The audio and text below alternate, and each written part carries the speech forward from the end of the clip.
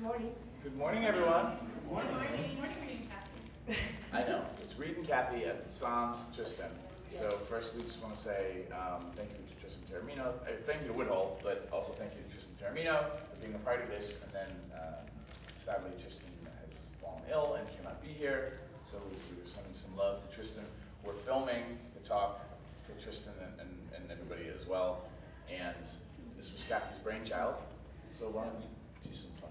Well, all of the information here is interwoven with Tristan's feedback. We got on Skype and we brainstormed and scribbled notes as fast as we could for an hour. All the information's gone back and forth. So please understand Tristan's woven all through this. Reed and I have been working together for about 5 years. And we've transitioned our relationship, we've evolved it over the time, a number of times. And we did it a lot of times not the best way. And we want to share what we've learned and what Tristan has shared about working with different people. And what never to do. Never, ever.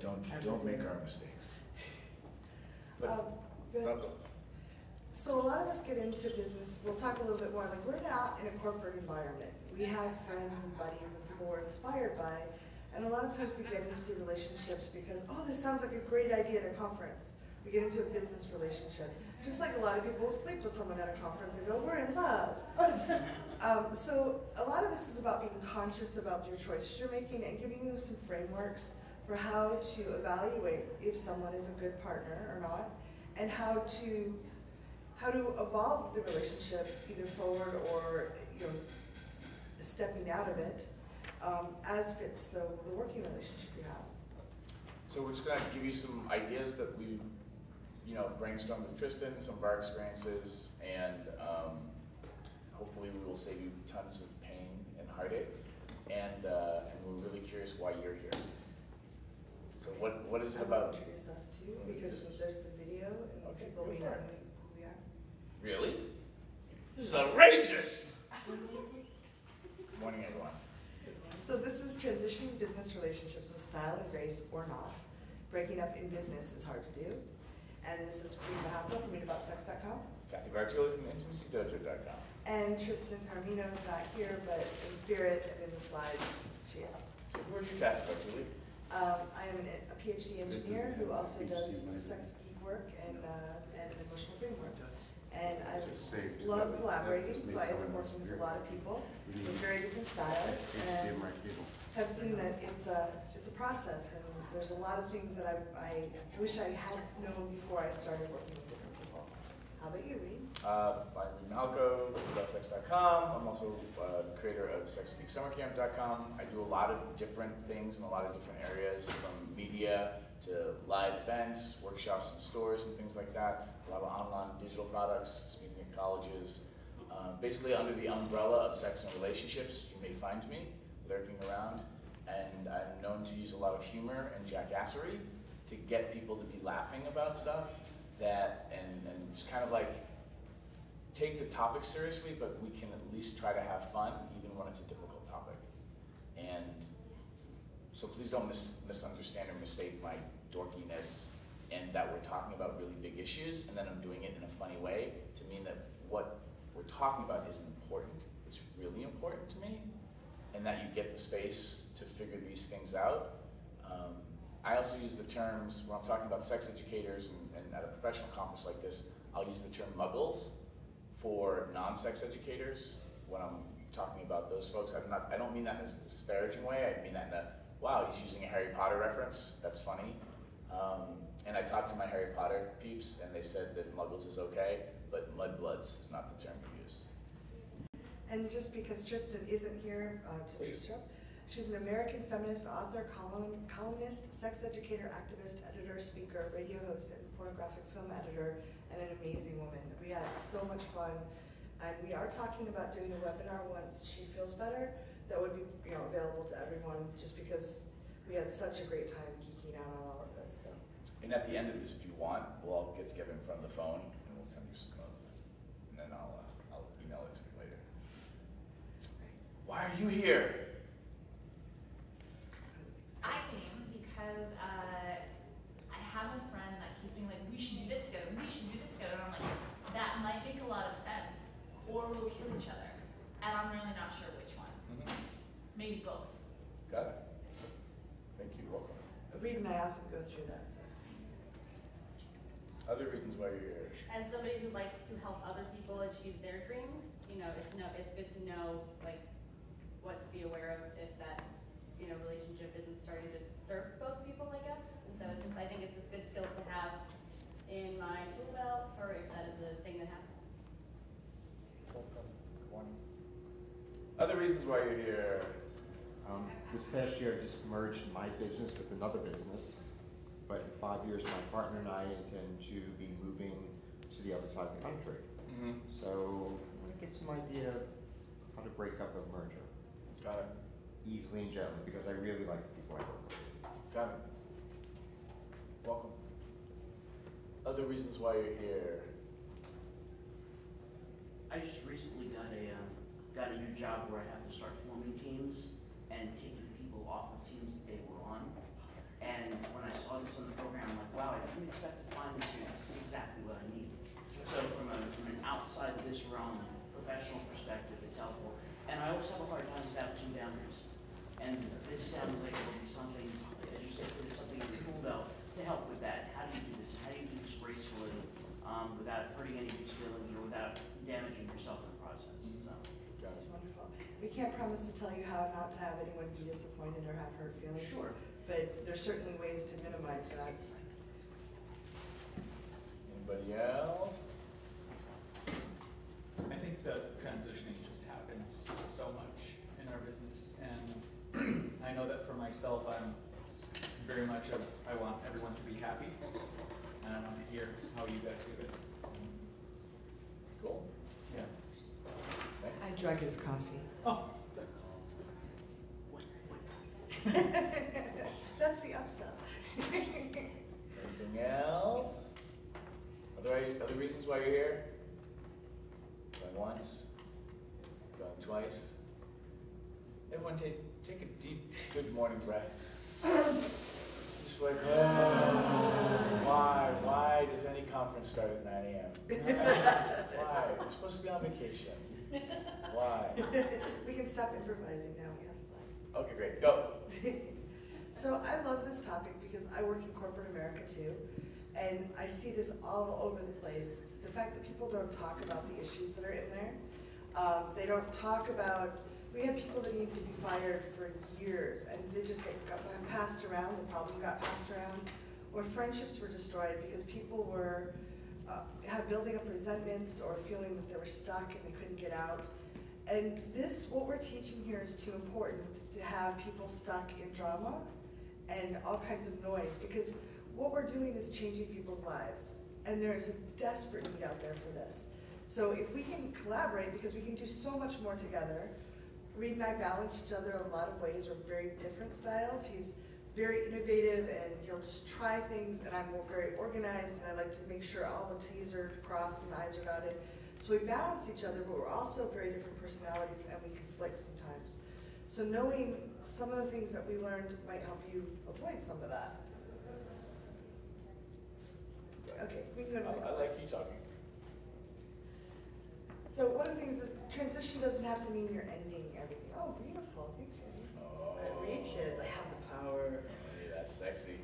That is. Please do not cross this line.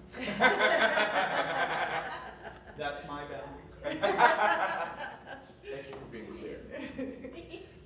So transition doesn't necessarily have to mean that you're ending things. And I'll use some examples of what Reed and I have done. When I first started, I had a business. I was just helping him out with some small things. I had my own business. And we've gradually, over time, collaborated more and more on some things. So a transition could be positive, but it can feel negative at the time. So when I started adding more to his business, he wanted to have someone else do some of the more grunt work. I felt like he was taking it away from me. It was a transition, but I felt like he wasn't trusting me or something was going on. So transitions don't mean always that you're just pulling the plug. But all of this will apply to whether you're stepping your relationship into a different evolution or saying, hey, this is not working, not serving us, we need to move on so we can remain friends, or maybe not. So we're going to cover some things that are unique in the sex geek world, and we're going to talk about some things you can do in the beginning if you haven't started a relationship yet, a business relationship, that can help you do these really nicely, like have some clearly defined boundaries. We're going to talk about defining the relationship, your working styles and your values, knowing whether you should stay or go when you run into conflict. We're talking about making a change and some exit strategies, some examples, and conscious transitions. Woo! So if you haven't noticed, the sex educator world is not your typical 9 to 5. One of the things that's really interesting, if you're working in stores and with certain organizations, it might have a more 9 to 5 situation. But I have yet to be at a business-to-business conference or a B2C conference where there was a kissing booth, like we had last night at the Bubbles and Burlesque. And understanding that some of the 9 to 5 stuff applies as far as structure goes, or that some of the people that are coming into your world may be coming from a 9 to 5 and haven't necessarily recalibrated specifically for the sex geek world. For me as a solopreneur, not 9 to 5. I've had people work for me who are lovers, who are past clients. It's like you can in this world do all the things that in a 9 to 5 world they would be like. Human services, like, what are you doing? You're crazy. You're working with friends. Now you're hiring somebody's ex-lover. Like, it gets really it can get really complicated really fast. So one of the needs is for you to have as much clarity as you can and to use your communication superpowers in the world of consent and sex education and relationship communication. Use those superpowers to try to keep continually creating that clarity. And it's gonna be a struggle sometimes, and even in corporate, this is all happening as well. So in some ways, we're kind of abnormal because we can be more transparent and out in the open about it, but a lot of the same kind of BS and drama and confusion and non-clarity is happening, just happens in the world in general. Can you help me by defining drama? Because that can mean a lot of different things, so I want to make sure I'm taking your word. Sure.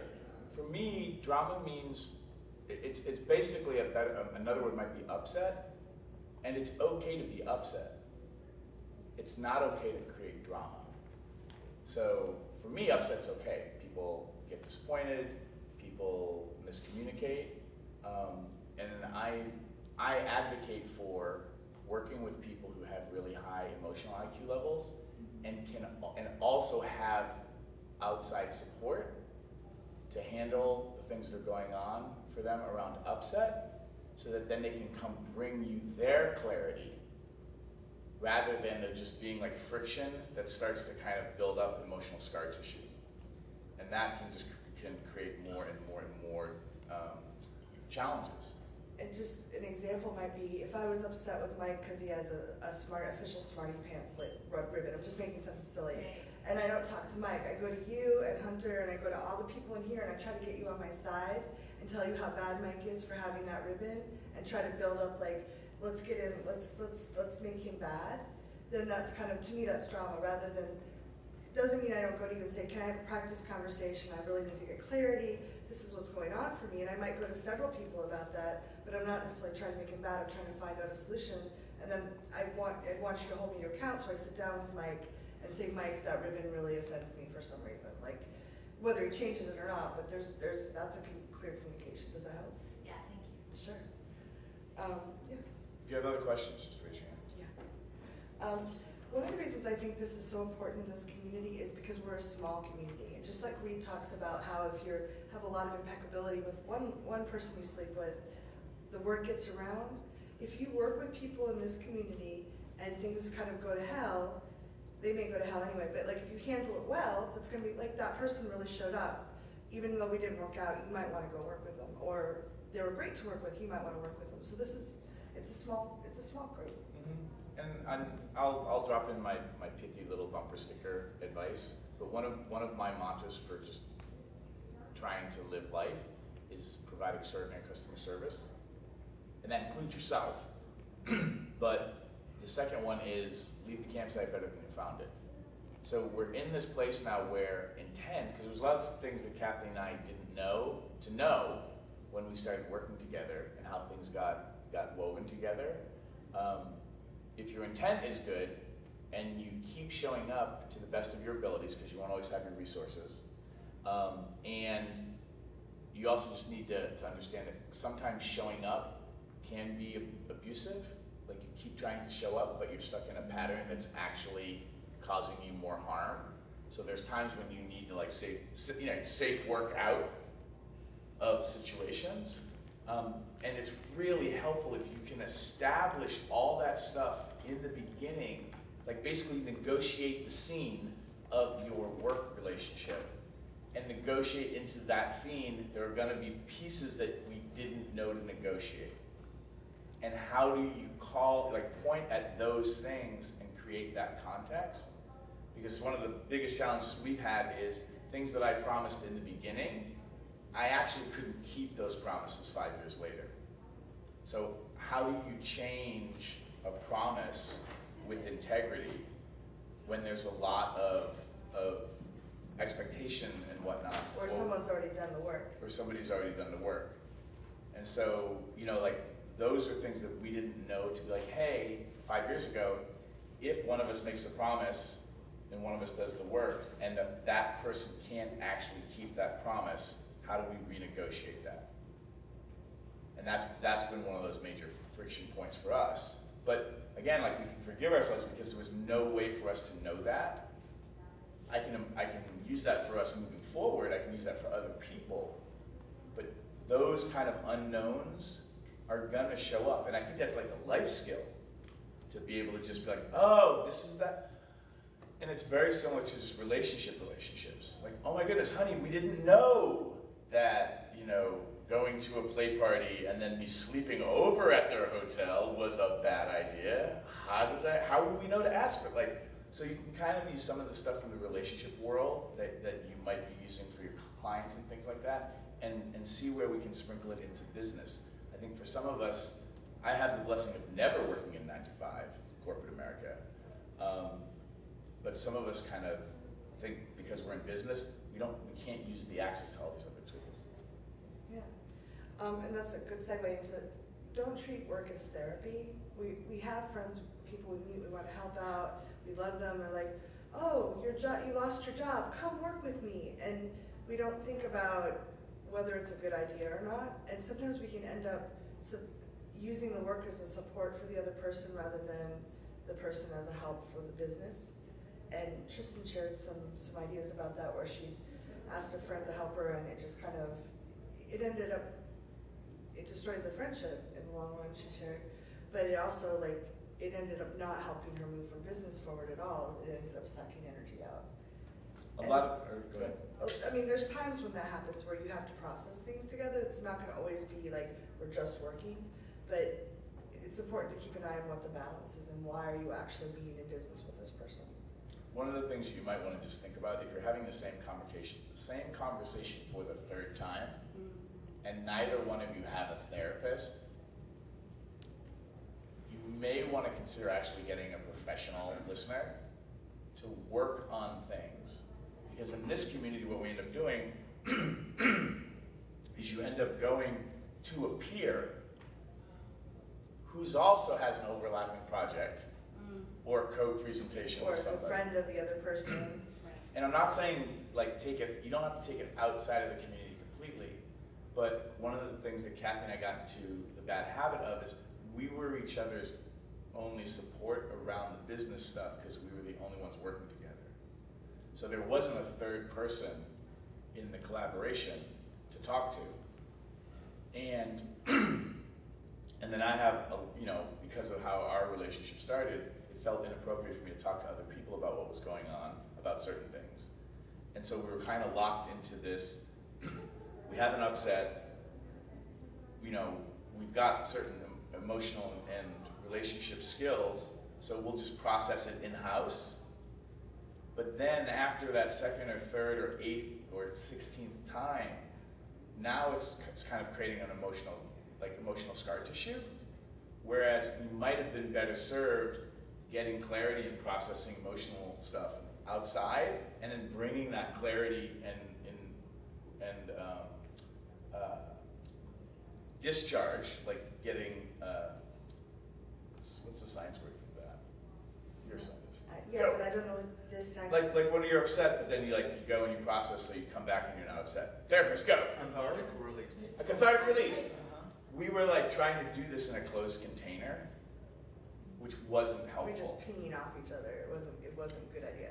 So those things of, you wouldn't think, oh, I've got my best friend that we're doing this project. It's taking 18 months longer than we thought, and we're both running out of money, and you're doing all this, right? Also, just as a rule, don't move in together. Not that Kathy and I did this, but Marcia Baczynski and I, when we started Cuddle Party, Marcia's lease was up. We were already spending 18 hours a day working on stuff anyway. We were also dating. And I'm like, well, just move in. You're here all the time anyway. We'll save money. We'll do this. We'll do that. It was great and horrible at the same time. In a 500 square foot apartment. In a 500 square foot apartment that we ran cuddle parties in every week. But we do this. And just because you have the tools to keep it all moving and running doesn't mean you should be doing it. And so where can you create simplicity and clarity, and also a certain amount of, healthy space and autonomy is probably a good word for that. Yeah, I think a final note on that, having some boundaries around your business, I think this community is very generous. We're taught that we're supposed to share with everybody and include a lot of people, and that's all wonderful, but for my business, I want people that are actually gonna help me grow my business. Unless I take on an intern of some kind where the job is that I'm teaching them. That's not your job. Your job is to grow your business. If you're a sex educator, that's your job. And if you don't do that, you're not going to be able to help the people you really want to help. Oh, and another piece about the therapy, I think because a lot of us may have, air quotes, things from our childhood that we're trying to get a better shot at. I couldn't save mom and dad. I couldn't keep them from being upset, but I can keep Kathy from being upset. Get really clear about what stuff you need to work on that is family and interpersonal stuff. And try not to pick people to do business where that's coming up really quick, or ever, ideally. Go work on those things. Well, I think you can't avoid it to some degree, but unconsciously be like, oh, wow, you and I have this dynamic that my father and I had. Maybe we shouldn't do this project together. The reason is you can go and work on that issue or that challenge and heal it or dissolve it or untangle it for yourself. In the sex ed world, which also overlaps with the self-help world, which also overlaps with the spirituality world, with the Tantra community, we think our businesses are also where we should be working on self-growth. In the same way that in our relationships, this is karma. We need to dissolve this and have a breakthrough. And I'm like, how about if the karmic lesson is that you're supposed to say, no, I'm actually not going to repeat this stuff right now. I'm done with it. And then you can still love each other and work in other ways, but not be working on those core issues. I think since the slide was work is therapy, sometimes if you're the one who's running the business, go work on that in another workshop. The person that you're co-working with doesn't deserve necessarily you to be working on your daddy issues or mommy issues or whatever with them. I don't know that I don't think that's why they're collaborating with you. They're like, I want to help Reed with his mommy and daddy issues. Reed, would you like to collaborate on this project? I would love to feel that. I don't think that's what we're doing. So sometimes be really clear about what those things are and intentionally try to undesign them out of your work relationships. So it was beautiful, and I believe there's a lot of truth in there. I also think that if you're working closely with someone, I've found this in corporate too, over and over, watched thousands of people. When you're working closely with someone, stuff is going to come up. You're going to find places where you step on their toes or they step on yours. And I do believe if we work through those things, they're there. Might as well work through them. Trying to find someone where you have no triggers is, one, probably not going to happen, so you're running away from people. And two, I think that to a certain extent we're drawn to people that have will help us fix stuff.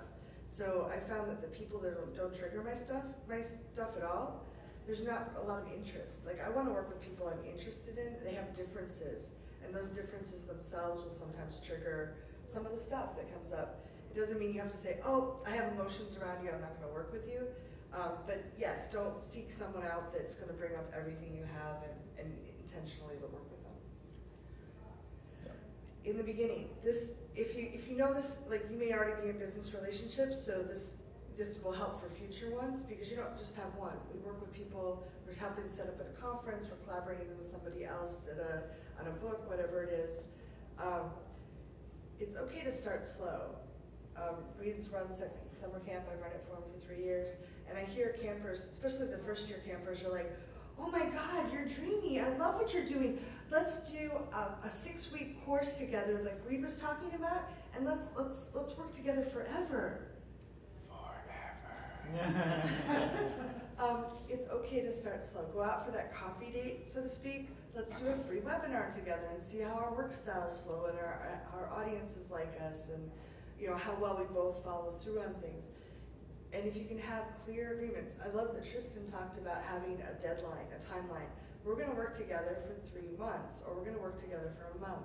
You can re-up after that if you choose, but like starting with a deadline of let's work together for this period and see how it goes.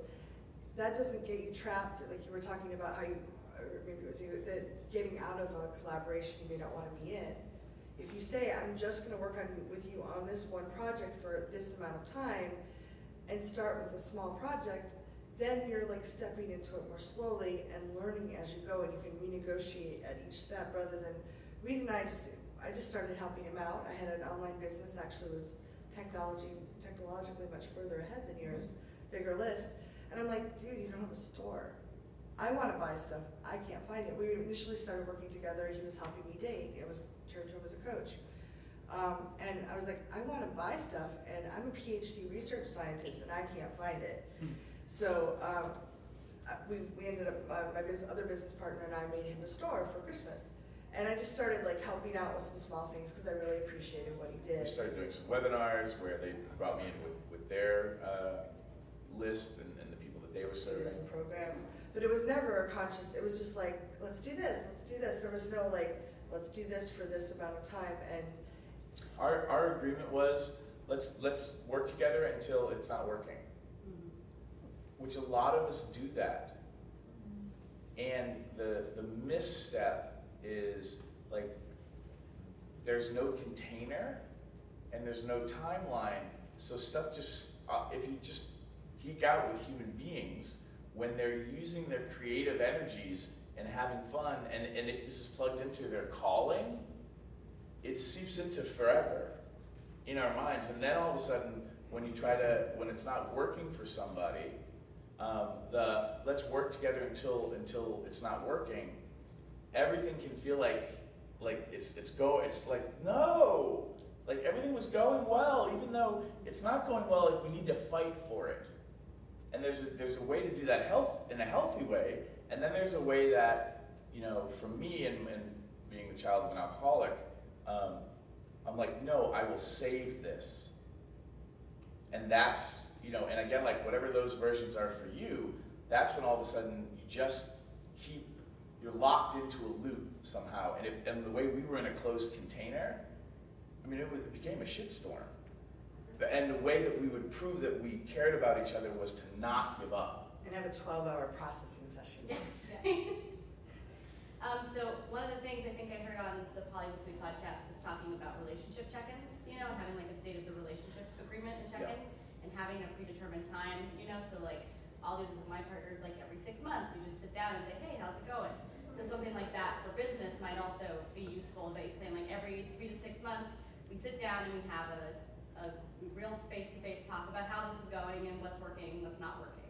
Yeah, and so in the poly world, there are a lot of great resources for this kind of stuff.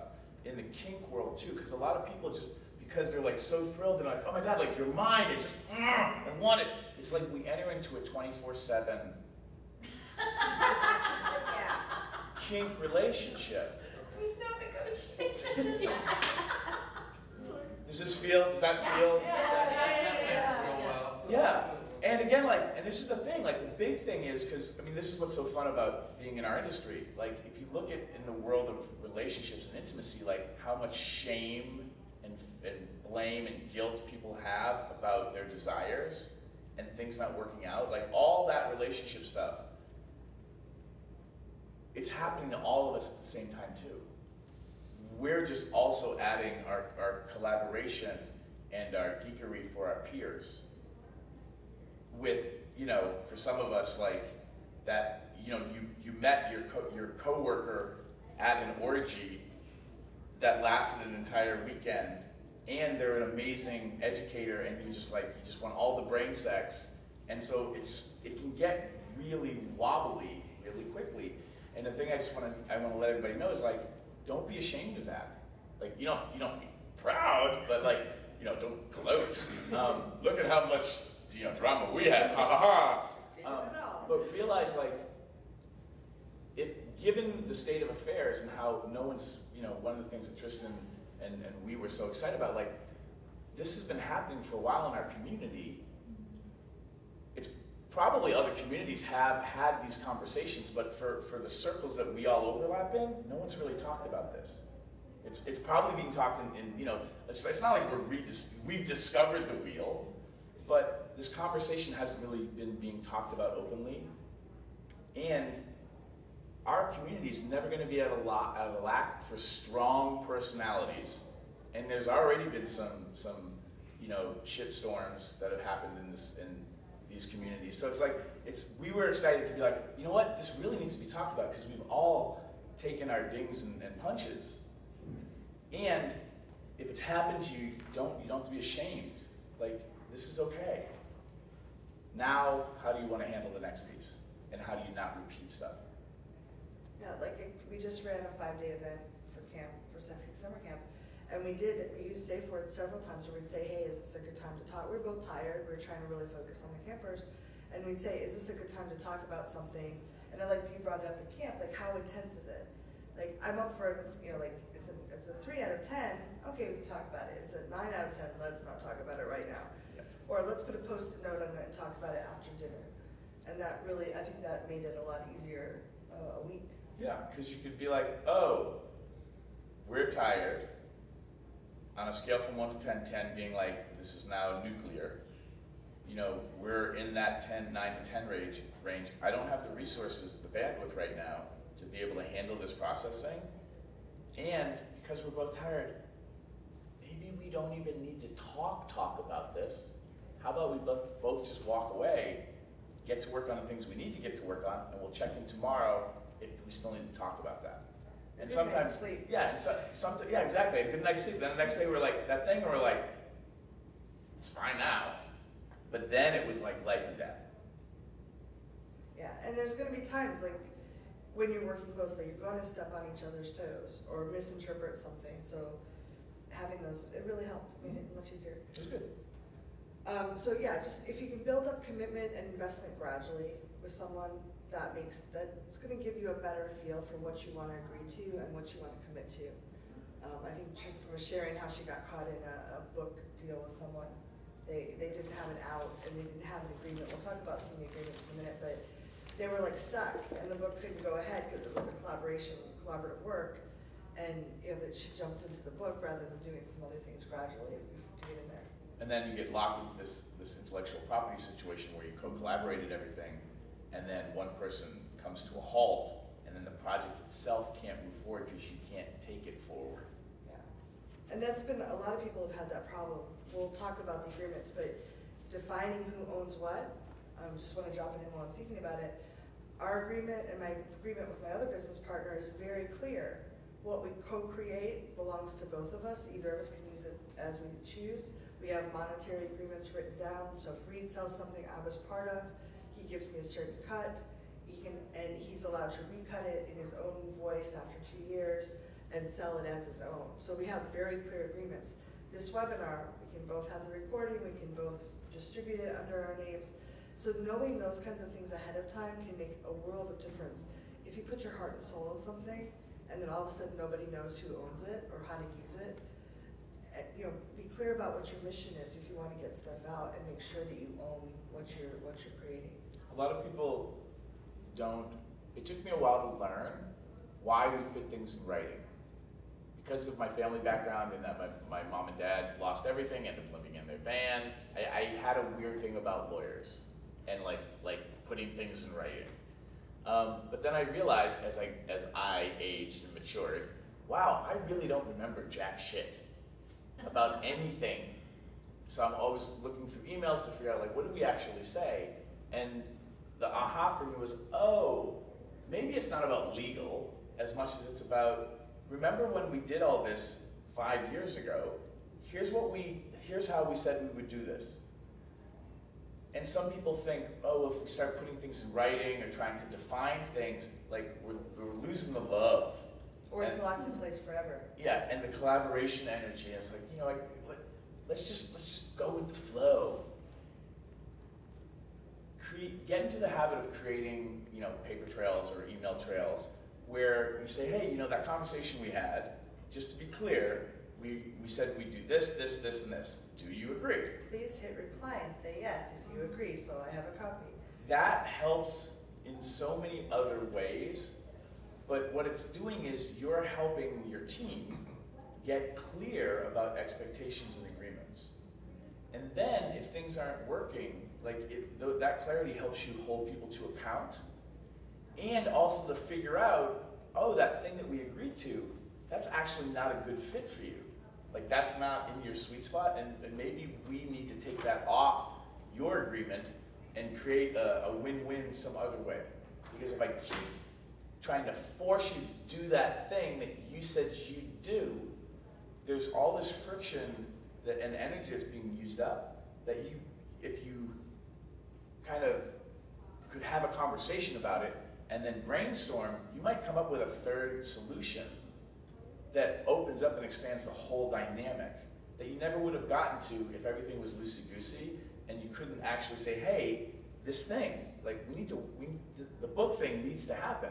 Can you do the next 2 chapters? If not, what's our next solution?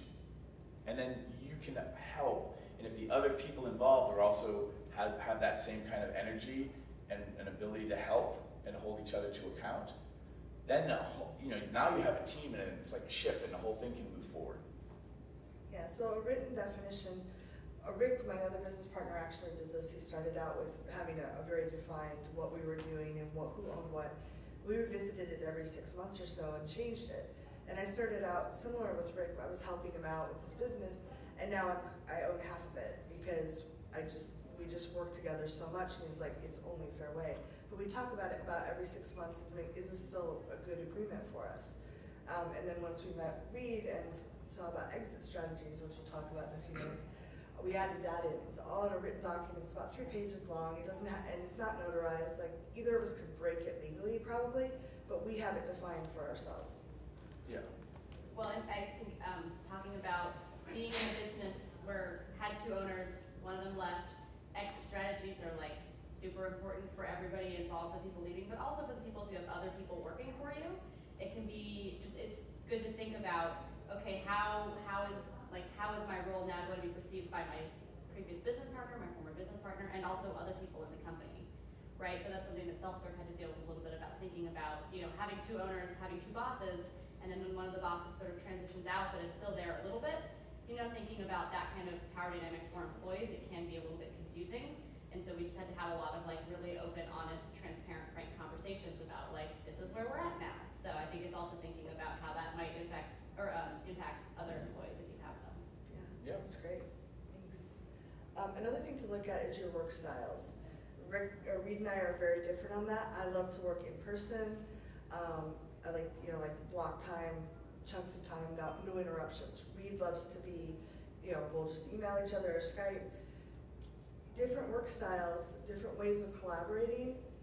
It can bring in some positive things, but it can also be a conflict. So asking those kinds of questions, how do you like to work? Do you like to work with the radio blaring? Or are you someone that needs it dead silent? Is it okay if the kids are running around in the background? Little things like that can make a big difference in how easily the relationship goes forward. So Reed and I have a compromise, we've kind of compromised. We have block time, we have work weekends, we get together, but we also do a lot of stuff on email or Skype, especially when he's traveling. And that's been working, but you have to figure out what you both need out of the work styles too. We may love the person, we may have really similar agreements, and we may feel we could work together well, but how do you want to communicate? How do you actually want that collaboration to go? I work best, I don't like to shoot videos by myself. Reed has no problem. So just asking questions like that, as you're starting to set up, can really make a difference in that. And knowing what the priorities are, what do you want to accomplish? That's what it tells me. Is there anything you want to add about working styles? I think, so I come from the perspective of, when I talk about relationships, I talk about dating your species, and the idea of, what are the things you know about your relationship life that when they're present, the things that are present just make it all work better. So if you're a night owl, or I'll pull from Alice and I's relationship because it's always funny, but like, I love morning sex. Morning for Allison starts at about 11:30. I get up at 8. So for 10 years, I think we've had morning sex maybe 3 times. Now we're poly, so I get my morning sex elsewhere. But the thing is, I'm okay with that. Like, I wouldn't end a relationship over it. But for some people, like if you're a night owl and you get all your work done late at night, but your partner, let's start the work day at 9 a.m. and you two keep missing each other, that can add a lot of stress and make it feel like because you won't get up early and collaborate with me, you don't care about the partnership. And it's not that you don't care, it's just that you'll never be able to win in a certain way because your natural styles are a mismatch. You can bridge them in certain ways, but at some point, if the bridging isn't easy, then it can start to wear over, if you're gonna work together for 5, 10 years. That can be a lot, and then when it gets weird, the other person's just like, you don't care about this partnership. And so I'm a big believer in really starting to look at your styles and seeing where there's a match and where there's not a match. If you haven't read the book, The 5 Love Languages, just read it. It applies to business.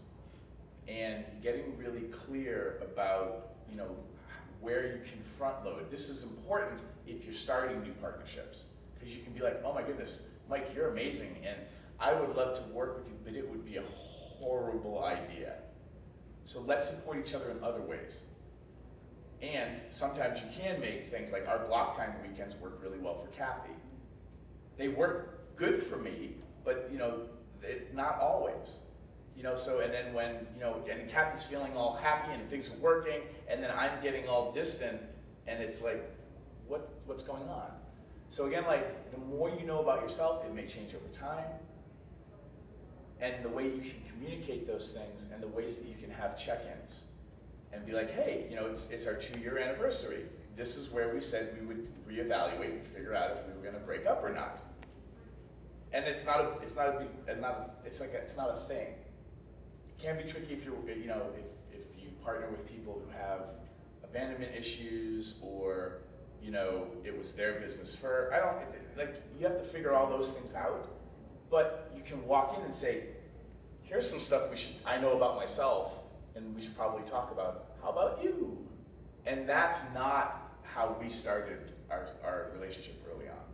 The thing we did get right was, if we were to dissolve the relationship, here's the breakup conversation and how we would do that, and I think we designed one that felt really good for us, which gave us a lot of courage moving forward. Yeah, and Rick I want to acknowledge Rick Wilkes from Driving Now. He was the one who had he'd had a lot of businesses, a very clear way of if we split, and this is so good to have right in the beginning, if we split, who owns what? Who gets to go forward? And he insisted I have my own LLC, my own business, that we were 2 businesses collaborating so that it would be easy to transition if we needed to do that. So. Can we just do check-in? Or how are we doing? Has the coffee it and we're good. It's like you're being really silent and I get weird. I'm like, oh God, we've lost them. Okay, so check it, I'm tweeting so much. Okay. Yeah, same here. But the thing that I just realized is like, are we gonna talk at all about when like names in the business break up and like when communities or the people around you feel ways about, cause I had a little moment where I was like, are you guys funny working business together? Like mommy and daddy are fighting. And I'm like, holy shit, what's coming up for me? Yeah. And then I'm like, Well, are we talking about that? And that, Like, well, we're talking in about it. general. We've Yeah, been talking and- about breaking up for 5 years. Well, right, I mean, but like, is there any discussion in this? And we suck at it. Is there going to be any discussion in this, and maybe could there be some discussion about like when other people feel ways about your working partnership? That's a great question. Yeah. Well, one of the reasons we're having this panel is Kathy and I might break up. Yeah. So preemptively, we're kind of modeling this. We're having, like, we're also meta nerds. So whatever we're working on, we've done this before with other panels. Like, if you really look at the panels we run together, you're like, I think they're wrestling with that issue. But again, us talking about it, getting creative, coming up with clarity and slides on how we would teach it, we're teaching ourselves. But we're also making it public in a way that in our community, we hear about the breakup. You don't really hear the two people talking about it. Now, everyone has a right to their privacy, but at a certain point, you probably should alert the community. Here, it's again, I don't want to do the mommy-daddy thing, but to me, it's more funny. When the parents sit down with the kids and say, "Here's what's going on," that usually leaves for healthier kids in a certain way. Then you hear about it from the neighbor that your mom and dad are getting divorced or something like that, right? So again, I don't know that I have ideas, but talk about it in a way that is, meets your privacy settings and let your community know what's going on and take responsibility, which can be hard when maybe you were stuck in this thing for 3 years that created all this tension and emotional scar tissues. It's kind of like death by paper cuts. Yeah. Yeah, and so then it just explodes, and the shrapnel hits the community. It's like if you can set some of these things up, and Reed and I worked through a lot of things so that if we do, like, I really respect him, I think he's wonderful. If we decide it's not right for us to work together, I might vent to some friends, but I don't feel any need to, like, I care about what he has out in the world and I want him to do well. And so I think setting these things up, and then also just being clear with people if we can. And sometimes people get really hurt, and it's sometimes hard for people to do that. And we have grief technology, folks. Like, why aren't we using that on the community level? And I'm not a nerd about, restorative justice and transformative justice, but I'm starting to become a nerd in those areas because those tools have been around forever. We are not discovering them in this panel. We just never found those, that bookshelf or those people that had all that stuff for us to bring over. And so I do want to encourage, us reaching out to those other communities and acknowledging those people who don't get acknowledged, and then disseminating those tools throughout. I really like what Reed talks about. If someone's venting to you about someone else, like if two big names break up, there's a lot of us versus them, especially if those two people aren't talking about what happened. There's like guessing. And then there's professional side taking, where it's like, and again, like I'm a pragmatist, and as somebody who has also done sex work and who likes the term whore, and I use it for media whore and this and that. Like, I notice when I'm like, which side's going to benefit me better? Like, I'm not stupid, but at the same time, like as a community leader, I'm like, I need to be supporting a breakup right now. This is not a business decision. And what tools do I have, and how can I use, my reputation in the community or my relationships to be like, did you guys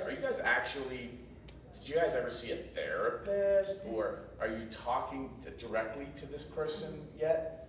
Because it sounds like you need to talk to them, which is your segue to what you were saying. Yeah, just like the example I gave earlier about Mike and his Smarty Pants ribbon. One thing I think our community could do, Reed talks about this, is if I go to you, Heather, I'm like, Mike's, I can't believe he did this, and you're like, what, is this a practice conversation? When can I expect you'll talk to Mike about it? Like, when we start festering behind the scenes and everybody knows that we're hearing whispers, that really distracts us from our mission. So a practice conversation is something that Marcia Baczynski and I came up with in Cuddle Party when we started teaching the facilitators early on, and it kind of got taught there, but it came out of my conversation with my mom. My mom called me up, bitching about my brother Bob, who always changed his hobbies, and now he was literally raising miniature horses. And she was like, miniature horses and hairless cats. When's your brother gonna get it, right?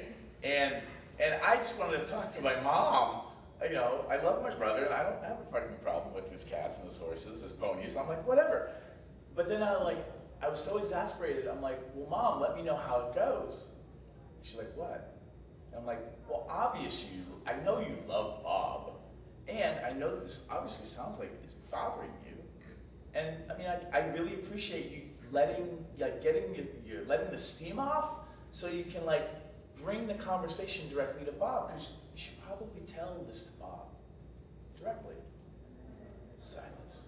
I gotta go.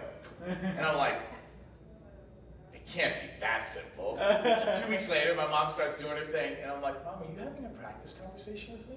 She's like, what? I'm like, well, I'm gonna talk to so-and-so in 2 days. I'll ask them how the conversation went, and then I'll get back to you and I'll let you know how it landed on them. I gotta go, bye. And I'm like, oh my God, practice conversations were born. So it's this idea in a community where if somebody's venting, which is normal, people need to do that, you can ask them, is this a practice conversation? Which means you're giving, if they say yes, you're giving me authority to hold you to account to bring this to them directly. And then you can negotiate, do you need a third person there? What kind of support? Because there's always weird power dynamics and whatnot. But then what happens is, rather than them festering, the reorientation of, oh, I'm talking to you because I need to get clarity and maybe discharge some energy so that I can actually go directly to this person. And then you can hold them to account. And what I do is I will call up the other person, after whatever time we agree to, and I'm like, hey, did Kathy call you, Mike, and talk to you about the thing? And then, but if Kathy hasn't, Mike's like, what thing? I'm like, well, you should talk to Kathy. Yeah, it's not about being the person that tries to fix it, but making sure that people are talking to each other. Because that festering creates a lot of ripple weirdness, ripple effect. And the practice conversations, when you build those into your communities, your businesses and whatnot, those can be really powerful and useful. And then you're enhancing and fostering communication and not making people wrong for having feelings. So access versus privacy, this is important when you're working with someone a little deeper. How much access do you give them to your passwords, your websites, whatever you're doing, and to your life? Different people have different needs. Do you want to say, you had a good example of that. Which one was that? What example? I don't remember. Oh, you were talking about how you give me your password. Oh yeah, I'm like, if somebody's working with me and I trust you, here's all my passwords. Allison was not hacked. She's like, Kathy has our passwords to our personal bank account. I'm like, yeah. She's like, can we not? I'm like, Kathy's a tax nerd. I'm like, she's helping me with my taxes. And she's like, that's not cool. And I'm like, okay. I mean, I probably should have checked in with my primary partner about my bank things. But again, it made sense from a practice. I'm like, oh, Kathy, I trust Kathy. She's got all my passwords and everything else. I'm like, if Kathy's going to ruin me, I would have done it before. I grew up in a family that was living in my mom and dad lived in a van for 2 years. I'll get by, we'll figure it out. But not everybody's like that. And so I talked to Kathy. I'm like, hey, we need to make an adjustment because Allison would like you not to have access to our personal account. And then, we figured it out. It was okay. And again, maybe you shouldn't give everybody access to your entire life, but I'm like that. The conversations that you need to have so you can figure out where's a good fit and where you're not a good fit and at least know where you're not a good fit. Those things are really important. So dating your business model. Things to be thinking about, like, you know, the hiring and partnership fits that are really good for you if it's your business. You know, and I can only really speak about this, I can theorize about it otherwise, but like, you know, I'm a benevolent dictator in my business. I have a little bit of control freakiness in a certain way. I'm not linear in how I think. Bless you. And so, like, understanding that when you're developing partnerships with people, are you aligning yourself with people who just aren't bugged batshit, you know, cuckoo by you and just how you naturally are?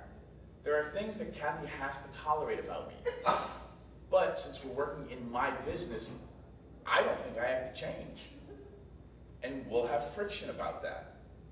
But then at the same time, like, if we co-own the business, It's a very different situation. then that would be really shitty of me to do that. So again, like, I think you know, depending on how, for those of you who are entrepreneurs and solopreneurs, like, are you building a business that allows you more ease and freedom to continue doing what you need to do? If it's a collaboration, you know, like a 50-50 business partnership, or, you know, thirds or whatever, are you building a company structure and a culture that frees you all up, or are you aligning yourself with people where there's gonna be more, you're gonna have to work harder to make it work? And the analogy that I do in Date Your Species as well is, you can have a perfectly good car, perfectly good tire. If they're not the right size for each other, it is not good for the tire, it is not good for the car. You could put in a massive amount of work to make the tire fit on the car, and maybe it will go. But what happens when the business picks up and you hit 60 miles per hour, 70 miles per hour, when that wobble starts happening? And then you're gonna have that wobble and your business is gonna continue to grow, and now it's 3 years later. Like, at some point there's gonna be a huge fail. And, you know, we worked really hard, and we're smart people.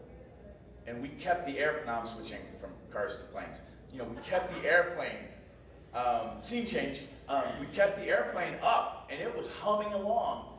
And then there was a massive failure, and when we talked about it emotionally, it was like the wing came off. It just snapped off. And the plane just fell hard. Yeah, there was about a year and a half, 2 years, where it was we were spending more time processing and trying to figure stuff out than getting work done. So, looking back, we should have pulled the plug then. yeah, we should have pulled the plug like a week before the wing came off. Ideally, but we don't always know. But again, you never know when the wing's going to come off. And we've gotten some amazing stuff done and since then and during that. Yeah, but I don't wish that upon any of you. So this is part of the reason why we're having this conversation. And again, like, your work, and again, when I talk about this, like, oh my God, like, this felt like what I grew up with my mom and dad. I forgot to take my hands right. Yes. But first, let me take a selfie. Okay. But this, we're doing fine. Our businesses are great. But this thing, like we went through hell, and part of it is, you know, if there had been, maybe, you know, obviously hindsight being 20/20, but I don't think the wing wouldn't have eventually come off. I mean, it was bound to happen sooner or later. The only thing that we could have done better is if we had landed the plane sooner. And then we wouldn't have all this, like, you know, stuff from having gone through the hell. I don't regret the time we spent in the Lord. No, I mean, just that we can talk about this is probably benefited, and we're healing constantly from all of that. It's much better than it was. Yeah, but at the same time, wouldn't it have been nice, and who would we be as peers and as friends, and what projects would we be working on now if we didn't have that wing come off? Because whenever Kathy's like, hey, how about this new project? I have a little tension. And I'm still working through that. So again, like, we did a great job, we got a lot accomplished, but you know, I'm really looking forward to how it's probably gonna feel 3 years from now, a year from now. And I don't want you to have to go through any of that if you don't have to. You mentioned something earlier about wanting to go into business with partners who have high emotional IQ. And that really resonated with me. I think that you guys really are introspective and you have a lot of sort of, I don't know, geekiness about it in terms of really analyzing what's been going on. I recently had a business relationship fail, and she was my employer, so not exactly equal, but I do have my own business, so as a business owner, and she's a business owner, but I was working under her. Yeah. And, you know, I would like to, going into my next business venture, I would like to know how to find those people and how to evaluate an adult for emotional IQ. That's one of the reasons we encourage people to go slow. Yeah. Because you walk up to someone, what's your working style? They'll be like, huh? Like, you know, what are your passions? What are you most interested in? You think a lot of that, if you step in, people can't articulate it. And if you start slow with small projects, you're investing a couple hours for a free webinar and a couple emails. Oh, that went really well. Let's try another webinar. Let's do a 3-call series or something like that. Let's make a small program together. You're kind of evaluating as you're going. How are they handling things? How are things coming up? And you can ask the questions, but a lot of times people will think they're good at something, and until you see the proof in the pudding, so to speak, it's really hard to know. Yeah, it's the other piece too is, well, there's a bunch of things, but I would say the biggest bit of advice, relationship, business, or romantic, is read the 5 love languages. If your top language for feeling cared for is their bottom for showing caring, you're fucked. Just don't do it. That's the best bit of advice I can give anybody on relationships, having crunched the numbers and the math. Now, guess what? We're not completely opposite. No, but we're pretty close. Now, you can make it work. It doesn't mean you should. It's a lot. And we're really smart, and I think we just like, you know, how do I make a sports car out of macaroni? Well, let's do it. You know, like, I don't know where that came from, but again, like, just because you, and this is such my failing, and just remind me this when you see me walking around ever. Just because I'm smart enough to not take my own advice doesn't mean I should go against my own advice. Look at that from your world. What advice do you give people that's really good advice, and how often do you not take it? What that usually means is either you're stupid, or really smart, or a little bit of both. And I'm that kind of stupid. I just am. I'm like, oh, here's really good advice. Kathy, quality time, really high. Quality time. Like, if there's a 6th or 8th love language, and I can put quality time lower, I would. And then I'm like, okay, we can still make this work. But you have to be on your game. If you have an illness in the family, or children, things happen, or you know something, you are now compromised in a way where you may be off your game with one of the most important business people in your life. And now you start getting passive aggressive, which is exactly what I did to Kathy, and Kathy didn't deserve it. So if you're passive aggressive ever, it's because you're not taking care of your needs. And if you're gonna diametrically oppose certain big key things about how you do business or work or creativity, then you need to take care of yourself so well that you have maximum bandwidth whenever you're working with this person, because over the next year, 3 years, 5 years, if you think that's not gonna wear on you, I'll tell you how it wore on me, and maybe that'll help you get a clue. Because if you're looking for sustainability, like, you're just making a really complex thing. It can be done, but I don't know that we need to be doing it that way. And I know that plugs back into I'm trying to save my family.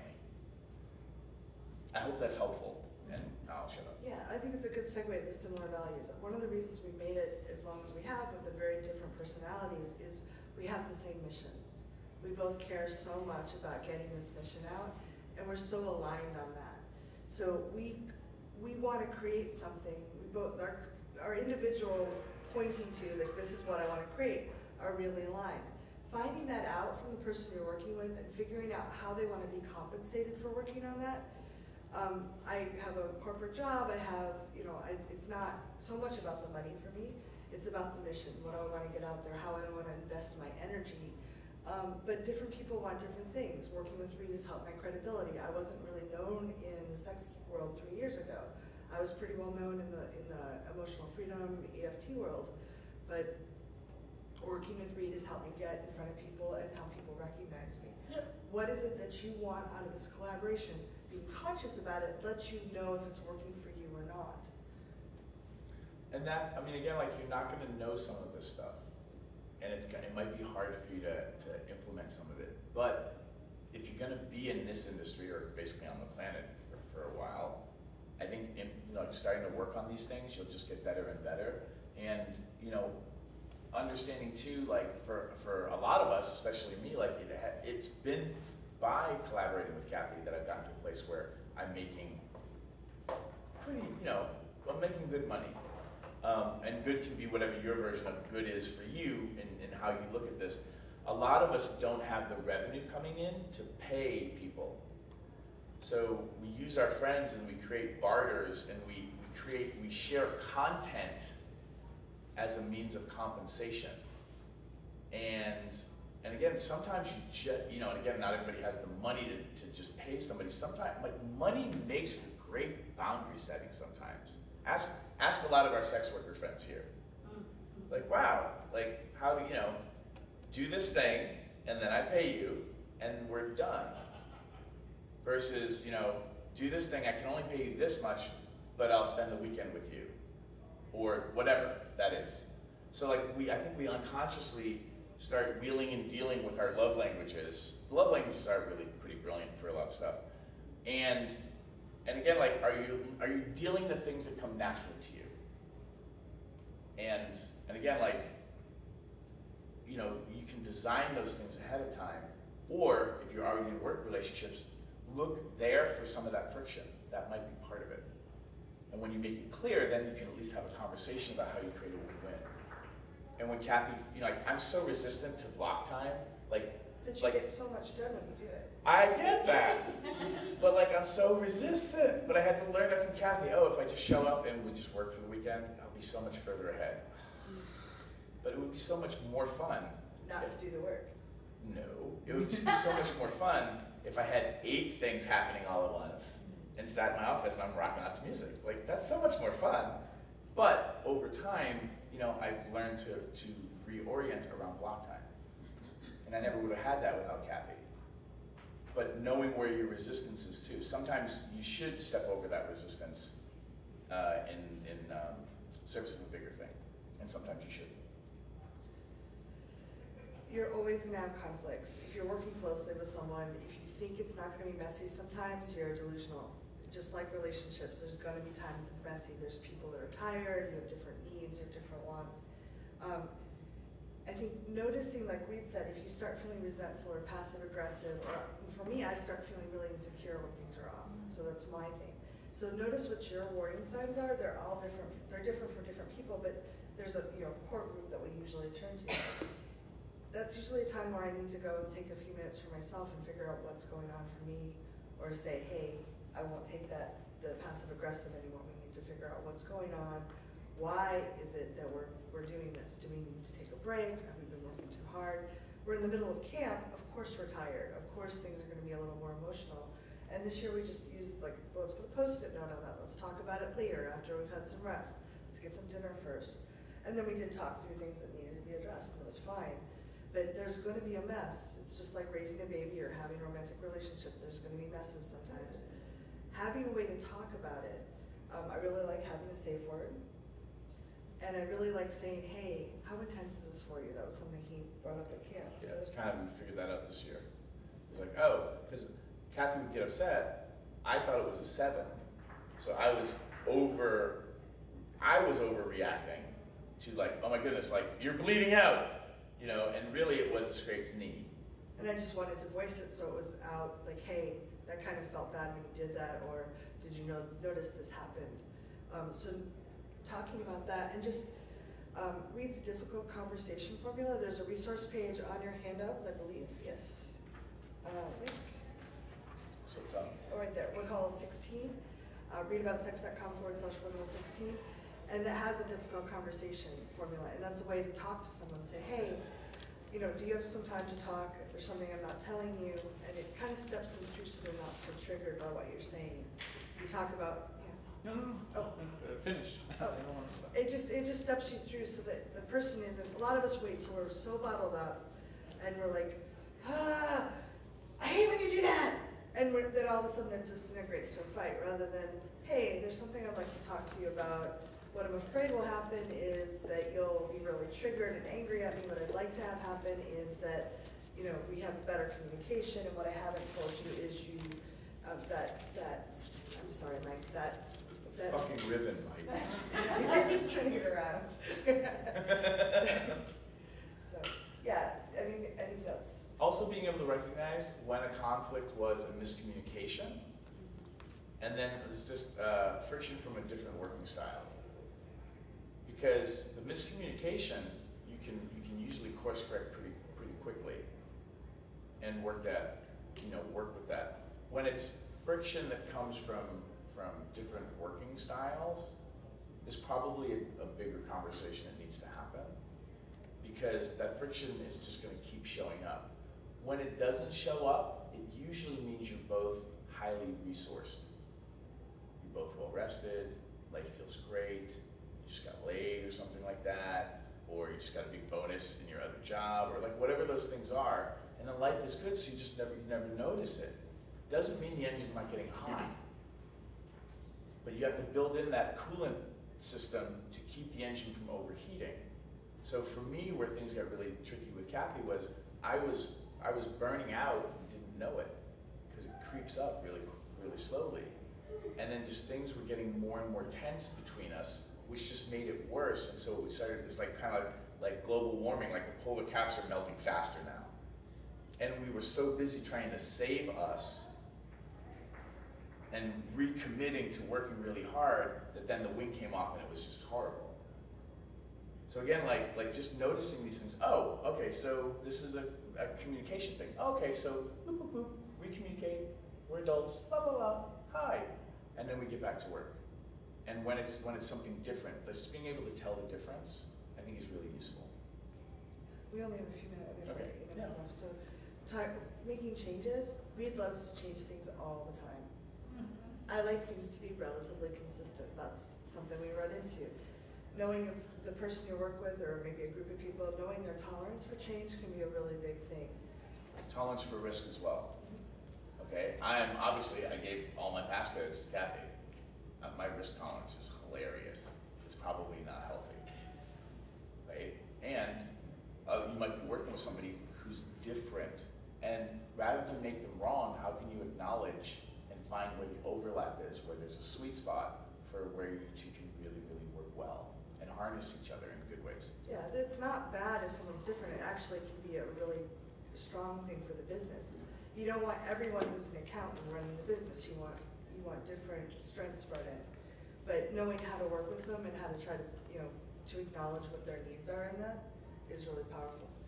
I want to make sure we get to the exit strategies. Yep. So the idea of exit strategies is to have the breakup conversation while you're dating. How would we break up if we needed to? Do that while you like each other. It sounds weird, but it's really useful, and you can learn a lot about what kind of business relationships have you had in the past. How did they end? Depending on what kind of relationship you're building, talk to the person's exes. Talk to those other people and be like, how was the breakup? How did it go? Anything I should know? And beware. Listen with a little bit of flexibility, because their exes might be like, burn it all down. You can also define how the relationship will end if you need to end it. So I've had clients who were broken up with by text or broke up with someone by text. Not a fun way to do it. Like, and if Reed and I didn't have an agreement, like sitting here, you could go, we're done, and I'd be like, ah. And there's that fear. People have that worry that it's going to happen all the time. So the agreement, I have this with my other business partner as well, is if we're going to end this, we're going to have this much time to talk it through and make sure it's not a momentary upset. And this is what we're going to do and how we'll do it. Like who gets what is all in there. But it grew over time. So it started out, we'll sit down and have a conversation 24 hours later and make sure that we have it. It wasn't just like, I was having the worst day and I just wanted to pull the plug. Now, for both my business relationships, it's a 3-week period where we sit down and talk at least once each week and see if there's something we want to salvage out of it. We can get a third-party mediator if we both agree.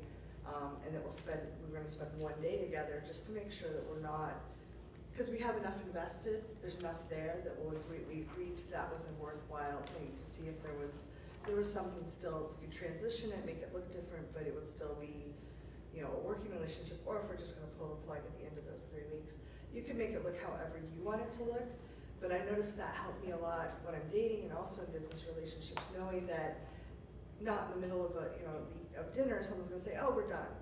It's just like, okay, I think we need to start those 3 weeks. And I've tried to start that 3 weeks a number of times with you, and you refuse. So it's a way to say, hey, things are not good, without actually pulling the plug.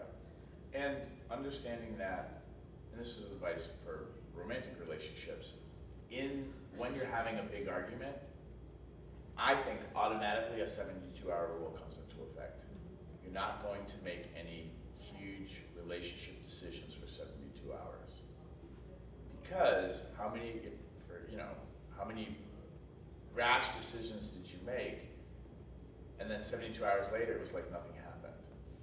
So rather than make the rash decision, just declare 72 hours, and then if you need to break up, you'll still need to break up 3 days from now. You'll just be less upset about it.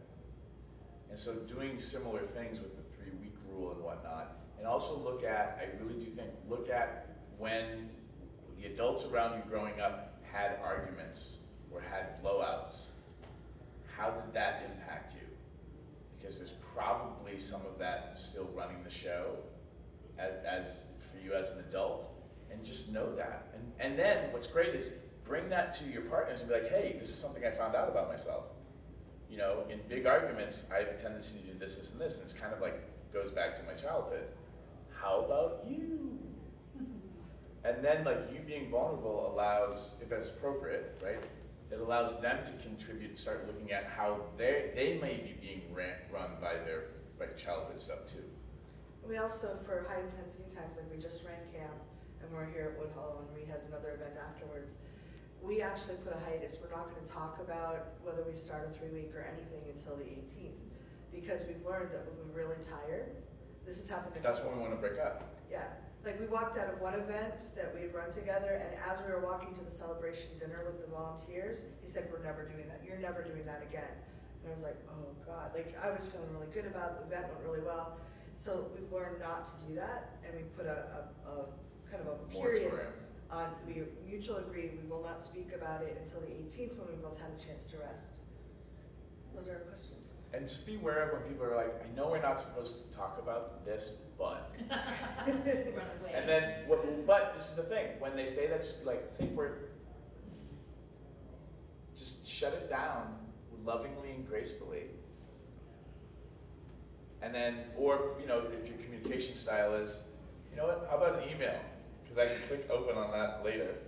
Or whatever. Like, you don't want to shut people down you don't want to silence people, but you also don't want to pour gasoline on something.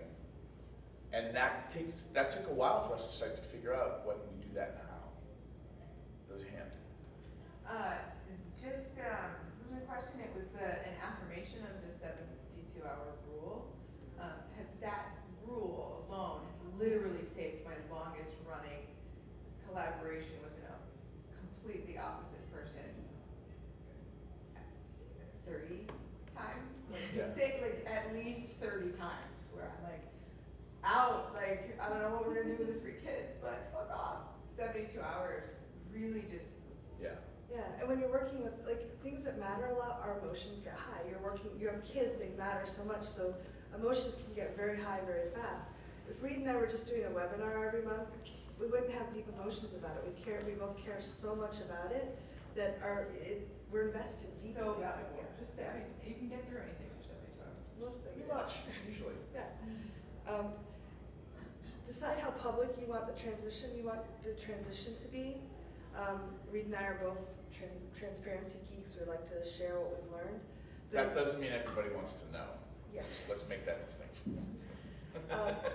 But sharing, decide, you may want to talk to your partner about that. That may be part of your exit agreement. When I'm in romantic relationships, I'm very, very private. I don't want anyone to know until I've kind of gotten over some of the grief. You get to decide how you want it to be, and see if you can not bring the whole community into it and say, oh, which children am I getting, kind of thing, because it's not useful. Especially in this community, we're doing such delicate work with people who are often very traumatized. If we can kind of keep the community a little more stable and not start throwing rocks in the middle of the boat or something, that's really useful. Yeah, the idea of, like, back to leave the campsite better than you found it. Consider what a business breakup or transition would look like if your intention was, how can we do this and leave the community stronger for it? That is a question that not enough of our industry asks. That's kind of How can we model a new way for there to be a breakup that leaves the community better? Yeah, that's kind of what we're doing here. Whether we end up continue working together or not, why not share the process we went through? Because it was very, very painful, and I don't wish it on anyone. What did we learn that we can share with other people? We might as well go out there and try to help them. Yeah. And we're gonna run out of time soon, so. Yeah. Oh, really? Look at that. Yeah. Good job.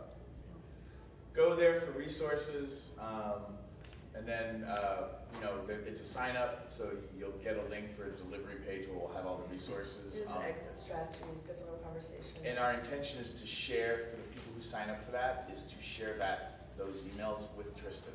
So usually I have a no share policy, but in this instance, because Tristan wasn't able to be here with her own link, I would like that. So I'm just giving you a heads up ahead of time. Was there a question back there? And you can always unsubscribe from my stuff anyway once you sign up, so you can just get the link and then unsubscribe if you want to. And I'm sorry if asking this question is asking you guys to back up, because I hate to be that asshole who asks No, please. the question that you guys have already covered. So it's kind of interesting that thank you for bringing up the exit strategy thing. That was extremely important to kind of have the prenup talk. Yeah. In business relationships. I'm a sex worker. A lot of my alliances are temporary, and so sometimes what kind of happens is, like, I try my best to have conversations about boundaries, discussions about money, things like that. And sometimes you work with individuals who are very jealously guard their contacts and resources and that sort of thing. And sometimes it can be kind of frustrating when you're just trying to have a conversation about business. Yeah. And I was wondering, when you kind of already have, like, when the train's already in motion, you guys are working on this thing together, what is a good way to, what is a good way to have an uncomfortable conversation, particularly about things of, like you said, about things you care about, like money in this situation or whatever. What would you say would be the best way to have a conversation now that you should have had a really long time? It's a great question. Oh, good. Yeah, I'd recommend the difficult conversation formula that Reed developed is on the page. I would use that and say, hey, I'm afraid that you'll be upset and think that, I'm trying to renegotiate. What I'd really like is for us to have a lot of clarity, and I'm realizing that I'm not clear on what our agreement is around money, for example. I'd like to clarify. This is what I would suggest, and I'd like to talk about it and find something that's mutually agreeable. How about you? There's going to be times, like, you can have the most comprehensive exit agreement or exit strategy, and there's going to be things you run into, like, wow, we didn't think of this. Yeah. So having that, hey, we can sit down and talk. It's not that once you write it down, it's locked in stone. It's that this is what we're doing right now, and we can modify it in mutual agreement. If in having those, trying to have retroactive conversations from a good intent, Yeah. if that brings to light that you shouldn't be working together, you found out now before the wing falls off the plane. Yeah, I think I've already, as far as that goes, I think I've already realized that this is probably someone I don't want to work with again, but I'm gonna have to work with them soon because we'd already agreed to work together on Yeah. something, so. And I'm again, like, shit, now I have to have this really uncomfortable conversation with this really highly emotional person. yeah, and then maybe the choice is not to work with people who are, you know, in your words, highly emotional. Yeah. Or this or that, right? And again, like, it's okay to be having these conversations. You know, success shouldn't be measured in duration. It's really about depth and how much fun you're having and ease. And again, things are gonna get difficult sometimes. But are they difficult because there's things you're not talking about? Or are they difficult because a 5-day sleepaway summer camp for sex educators is a lot of freaking work? Yeah, and if you're having a lot of joy in what you're creating, there might be ways to modify the business or the work relationship so that you can continue to do that. Like when we work together well, it's really, really well. It's great. So I just want to acknowledge, as we run out of time, this is all Kathy's doing. This was her idea to have this panel and reach out to Tristan and all that. So if the advice goes horribly wrong, blame her. Do you want to shoot a video for Tristan real quick? Oh yeah, because we're running out of time. So if you want to be in a video, wishing Tristan something felt really bad nice. that she couldn't be here, and we had so much fun geeking out on this panel with her that if you want to be in a video, Where's a good light? Okay, so I would feel comfortable because we're out of time, right? Okay, if you want to be in a video, come over here, then we don't and then we'll just it. shoot it, and then I'll email it to her. No, I want to tweet them. Huh? So you tweet them. Yeah, so come over here so that we don't